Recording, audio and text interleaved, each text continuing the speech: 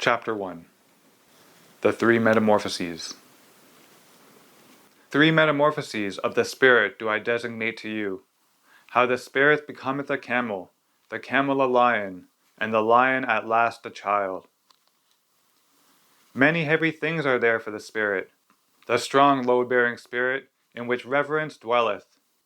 For the heavy and the heaviest longeth its strength. What is heavy? So asketh the load-bearing spirit. Then it kneeleth down like the camel, and wanteth to be well laden. What is the heaviest thing, ye heroes?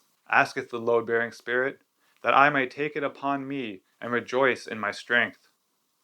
Is it not this, to humiliate oneself in order to mortify one's pride, to exhibit one's folly in order to mock at one's wisdom? Or is it this, to desert our cause when it celebrateth its triumph, to ascend high mountains to tempt the tempter? Or is it this, to feed on the acorns and grass of knowledge, and for the sake of truth to suffer hunger of the soul? Or is it this, to be sick and dismiss comforters, and make friends of the deaf, who never hear thy requests? Or is it this, to go into foul water, when it is the water of truth, and not disdain cold frogs and hot toads? Or is it this, to love those who despise us, and give one's hand to the phantom when it is going to frighten us? All these heaviest things the load-bearing spirit taketh unto itself, and like the camel, which, when laden, hasteneth into the wilderness, so hasteneth the spirit into its wilderness. But in the loneliest wilderness happeneth the second metamorphosis. Here the spirit becometh a lion. Freedom will it capture, and lordship in its own wilderness. Its last lord it here seeketh.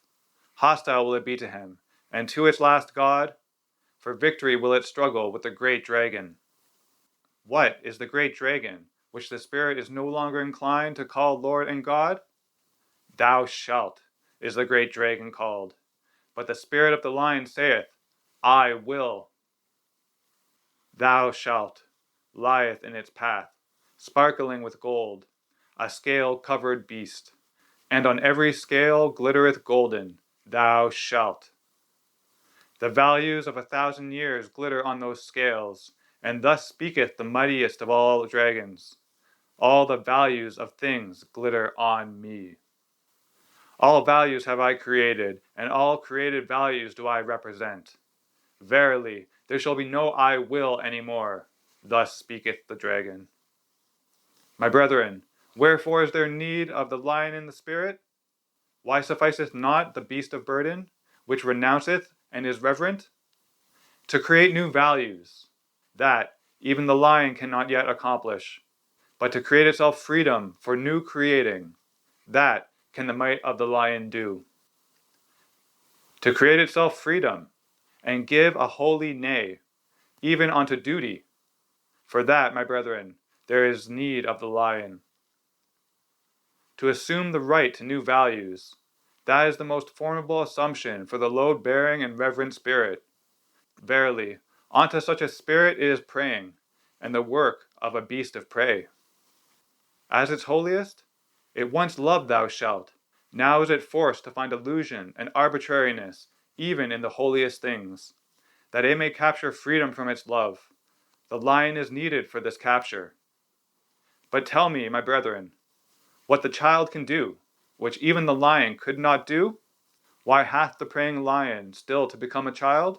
Innocence is the child, and forgetfulness, a new beginning, a game, a self-rolling wheel, a first movement, a holy yeah.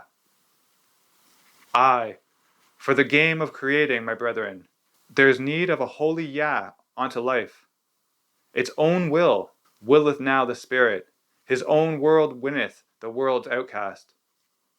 3 metamorphoses of the spirit have I designated to you, how the spirit became a camel, the camel a lion, and the lion at last a child.